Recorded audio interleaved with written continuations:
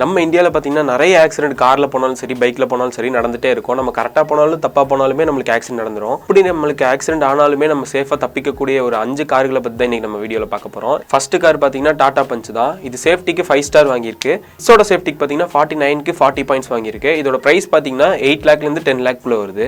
ரெண்டாவது நம்ம பார்க்க போகிற கார் பார்த்தீங்கன்னா மஹேந்திரா XUV 300 தான். இதுவுமே சேஃப்டியில் வந்து 5 ஸ்டார் வாங்கியிருக்கு.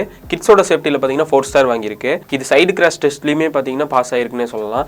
இதோட பிரைஸ் பார்த்தீங்கன்னா 8 லேக்லேருந்து 15 லேக்ஸ் கிட்ட வருது. மூணாவது நம்ம பார்க்க போகிற கார் பார்த்தீங்கன்னா டாடா அல்ட்ரோஸ் தான். இது சேஃப்டி கார்ஸில் ஒரு முக்கியமான பங்கு வகிக்குதுன்னே சொல்லலாம். இதுவுமே சேஃப்டியில் பார்த்தீங்கன்னா 5 ஸ்டார் வாங்கியிருக்கு. கிட்ஸோட சேஃப்டியில் பார்த்தீங்கன்னா 17க்கு 16 பாயிண்ட் வாங்கியிருக்கு. இதோட பிரைஸ் பார்த்தீங்கன்னா 8 லேக்லேருந்து 10 லேக்குள்ள தான் இதுவுமே வருது. அடுத்ததாக பார்க்க போகிறது பார்த்தீங்கன்னா டாடா நெக்ஸான் தான். இதுவுமே சேஃப்டியில் பார்த்தீங்கன்னா 5 ஸ்டார் வாங்கியிருக்கு. நான் சொன்ன கார்ஸ் எல்லாருமே 5 ஸ்டார் வாங்கின கார் தான்.